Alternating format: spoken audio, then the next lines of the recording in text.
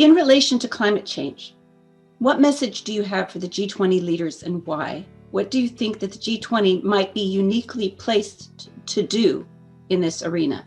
The G20 is established to promote economic growth, international trade, and the regulation and the continuation of financial markets. So that's what it's for.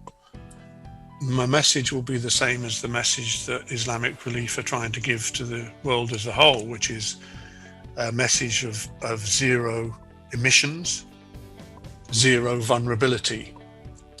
The zero emissions being well rehearsed and being part of the ongoing work of the champions of the UNFCCC and their campaigning. So campaigning for zero emissions, making demands on the countries that they reduce carbon emissions to zero by particular dates. I think the addition that Islamic Relief are trying to bring to it is the notion of zero vulnerability, which is that those people who are in the forefront of or in the places where climate is changing most and most rapidly should not be vulnerable to that. And the mechanisms around adaptation and loss and damage embodied in the UNFCCC and in the Paris Accords should be used in order to ensure their zero vulnerability. So how can that be achieved? And now I'm not addressing the whole world, but addressing the G20. I think the arguments for sustainable growth are well trodden, and sustainable growth must be at the center of G20 decisions.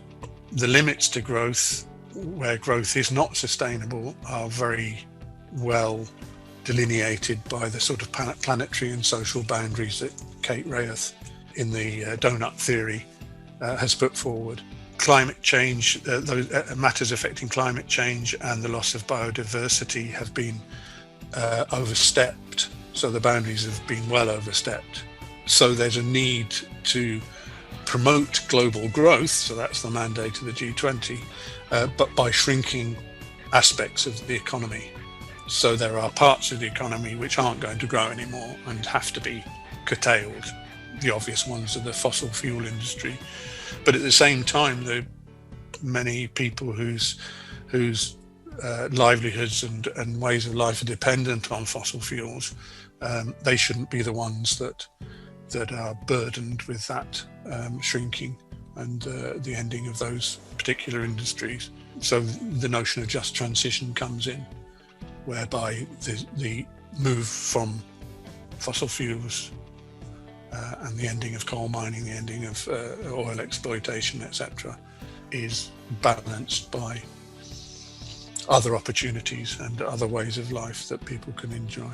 Obviously, finance plays a crucial role that affects and influences both sides of impact inequality. And so it can do that, governments can do that through international financial institutions like multilateral banks to invest in nature. So that should involve directing investment away from projects that contribute to unsustainable resource use.